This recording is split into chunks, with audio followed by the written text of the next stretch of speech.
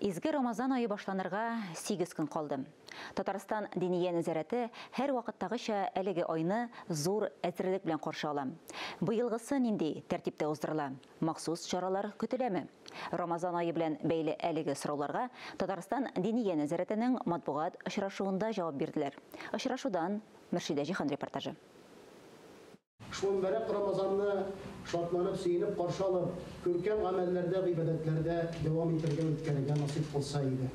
Рамазан айы быел 29 көн. Һәр бер көн Татарстан Диния нәзарәте тарафынан Рамазан изге гамәлләр айы хәйрия чарасы буларак үткәрергә ниятләнә. Акция барышында мохтаҗ гаиләләрдән 20 авыру балага һәм 20 олы кешегә булышу максатын куйдык дип белдерде Зәкәт хәйрия фонды генераль директоры Булат Мәрданов. Гомумән алганда әлеге фонд тарафынан ел саен 1000гә якын мохтаҗга ярдәм күрсәтелә. Шулай ук быел сынап карау рәвешендә Татарстан мөфтияте Рамазан айы уңаеннан җәмәгать урыннары арасында иң матур бизәлеш ярышу буенча Нурлы Рамазан бәйгесен игълан итте. Җиңүче хаҗга юллама белән бүләкләнә.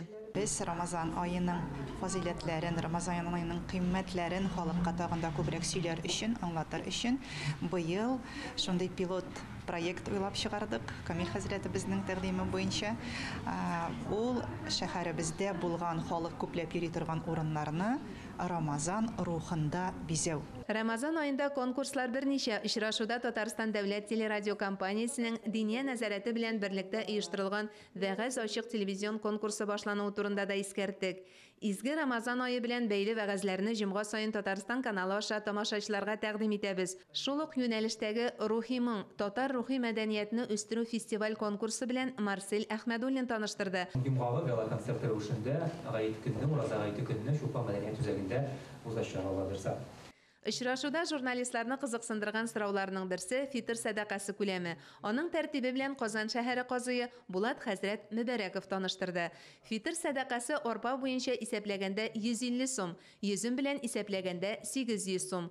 Моннан тыш сәламәтлеккә бәйле рәвештә ураза тоту мөмкинлегенә ия булмаган һәм аны башка вакытта да каза кылып үти алмаучылар өчен тотылмый калган һәр көн өчен 350 сум күләмендә фидия билгеләнгән. Әлбәттә, теләсә кайсы сәдака һәм аның күләме һәр кемгә мәҗбүри түгел.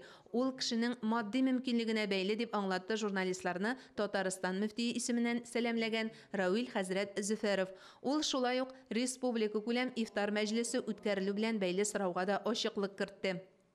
Якынча үткәрелү вакыты 14-15 апрельләр дип көтеп торабыз иншалла. Үткәрү урыны Казан Экспо. Инде һәр вакыттагыча инде бу чарада 11 мең кеше катнашыр дип көтеп калабыз, Алла бирсә.